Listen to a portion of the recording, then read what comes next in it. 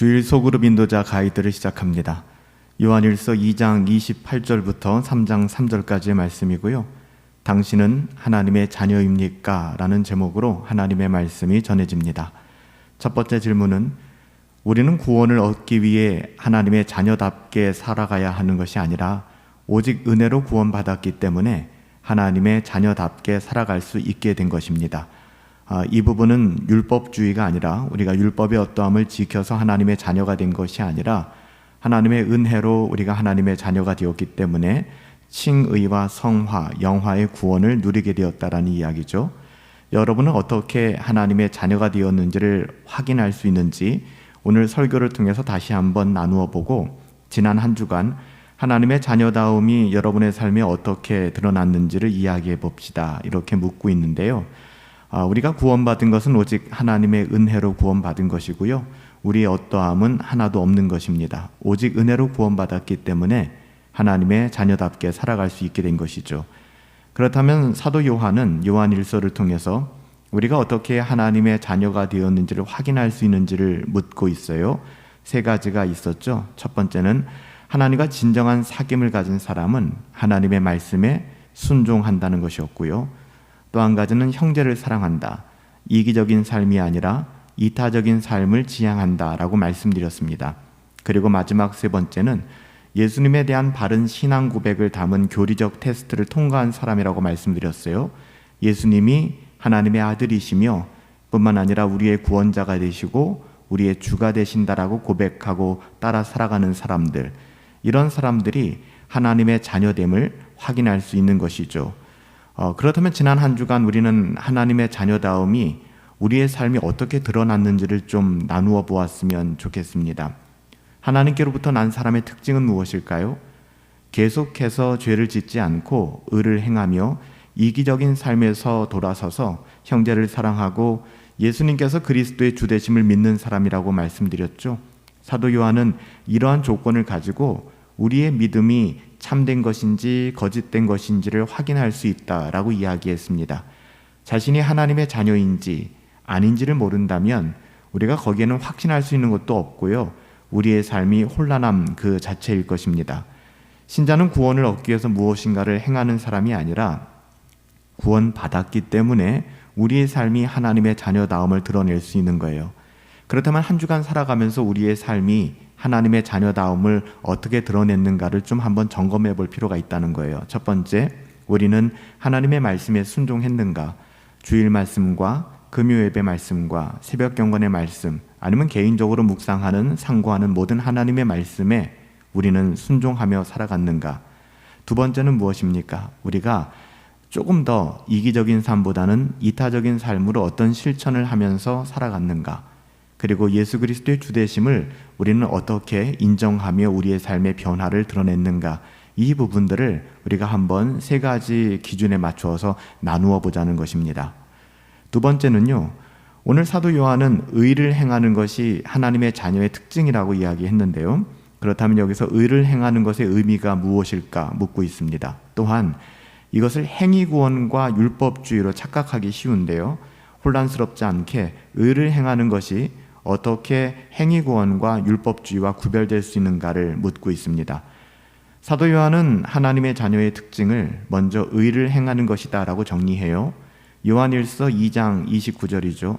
너희가 그가 의로우신 줄 알면 의를 행하는 자마다 그에게서 난 줄로 알리라 라고 말씀하고 있습니다. 여기서 의를 행한다는 것은 하나님께서 빛이시기 때문에 빛 가운데서 행하는 삶을 말하는 것이고요. 하나님의 계명을 순종하는 삶이며 세상과 세상에 있는 것을 사랑하지 않는 삶을 이야기합니다. 이렇게 의를 행하는 것은 의로우신 하나님을 닮았다는 것을 드러내는 표시이고요. 하나님을 닮았다는 것은 그가 하나님으로부터 난 거듭난 하나님의 자녀라는 표시이기도 하죠. 그러니까 사도 요한은 하나님께로부터 났다면, 그리고 하나님의 자녀라면 하나님을 닮아야 하고 하나님의 본성과 속성을 공유해야 된다는 것을 의도적으로 강조하고 있는 것입니다. 이게 바로 의를 행하는 것입니다. 참된 신앙은 말이 아니라 삶으로 드러나는 것이죠. 이 두 번째 질문은 어떻게 보면 우리가 첫 번째 질문에서 우리가 어떻게 하나님의 자녀가 될 수 있는가? 율법주의와 어떤 행함으로가 아니라고 말씀드렸죠. 오직 하나님의 은혜로 구원받았고, 그렇게 구원받은 하나님의 사람들은 하나님의 은혜와 하나님의 사랑이 무엇인지 알기 때문에 의를 행하며 살아가게 된다는 거예요. 의를 행한다, 하나님의 자녀의 특징은 의를 행한다 하는 것을 우리가 율법을 지켜야 구원받는다, 율법을 지켜야 의롭게 된다, 이런 식으로 이해해서는 안 되고요. 행위구원과 율법주의가 아닌 하나님을 닮아가는 삶, 하나님의 자녀다운 삶으로 여러분 이해하셔야만 합니다. 마지막 세 번째는요, 우리는 오직 하나님의 은혜와 사랑으로 하나님의 자녀가 되었습니다. 이런 하나님의 사랑은 이 세상에서 사랑받지 못하고 상처받은 모든 아픔을 치유하고도 남을 만큼 완전하고 무한한 사랑입니다. 여러분은 그 사랑을 어떻게 받아 누리고 있습니까? 그렇다면 그 사랑이 여러분에게 구체적으로 어떤 변화를 가지고 왔는지 나누어 봅시다. 신자의 가장 큰 비극은 자기가 누구인지를 모르거나 또 하나님의 자녀가 주는 그 신분이 얼마나 영광스러운지를 잘 모르기 때문에 일어납니다. 하나님의 사랑의 깊이와 크기와 넓이를 잘 모르기 때문에 일어나는 것이죠.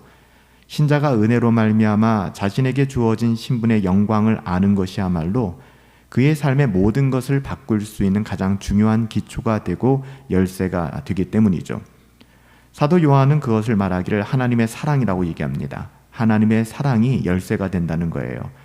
보라, 아버지께서 어떠한 사랑을 우리에게 베푸사 하나님의 자녀라 일컬음을 받게 하셨는가? 요한일서 3장 1절에서 그렇게 묻고 있어요. 무엇이 죄인인 우리를 하나님의 자녀가 되게 하였는가를 묻고 있는 것이죠. 하나님의 사랑이라는 것입니다. 오직 하나님의 사랑, 하나님의 사랑만이 죄인을 하나님의 자녀로 바꿔낼 수 있는 열쇠가 됩니다. 우리들이 어떠한 수고를 통해서 우리가 하나님의 자녀가 되는 신분을 얻어내는 것이 아니잖아요.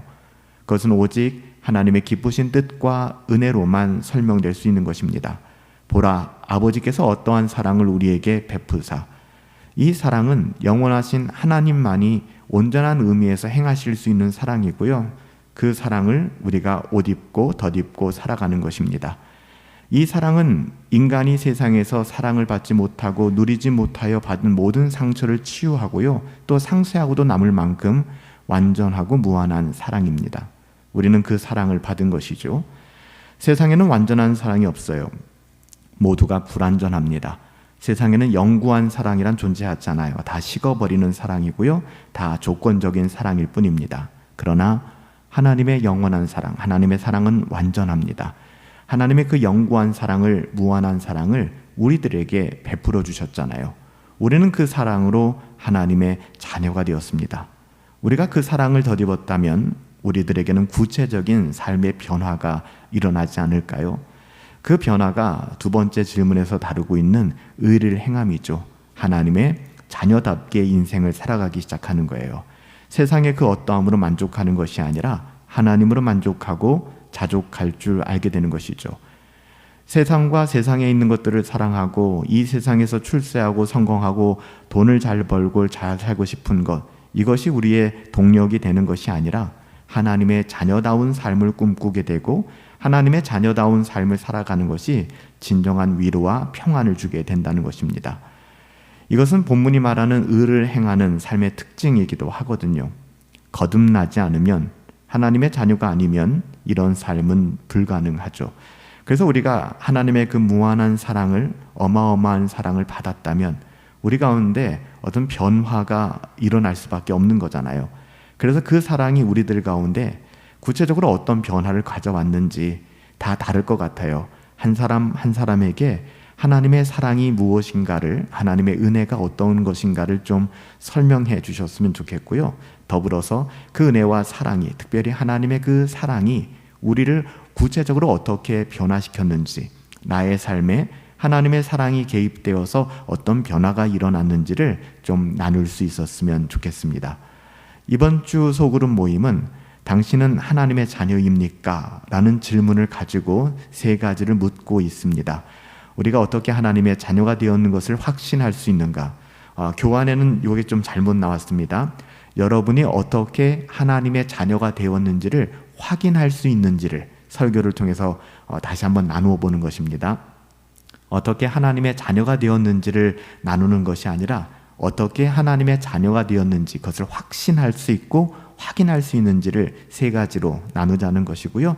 또한 더불어 하나님의 자녀다움이 여러분의 삶에 어떻게 드러났는지 1번과 3번 질문이 비슷합니다. 그래서 이번 주는 1번, 2번, 3번 다 전체적인 하나의 질문의 맥락을 가지고 있거든요. 그래서 중요한 것, 우리가 하나님의 자녀라면 하나님의 그 사랑의 어떠함을 깨닫고 하나님의 자녀답게, 이것이 바로 의를 행하는 것이거든요. 그렇게 살아가게 된다는 것이죠. 구체적으로 우리들의 삶 속에서 어떤 변화가 일어났는지, 또한 어떻게 그 하나님의 사랑이 드러났는지를 좀 조언들하고 차분하게 나눌 수 있었으면 좋겠습니다. 하나님의 은혜가 소그룹 모임 가운데 함께하기를 예수님의 이름으로 축복합니다.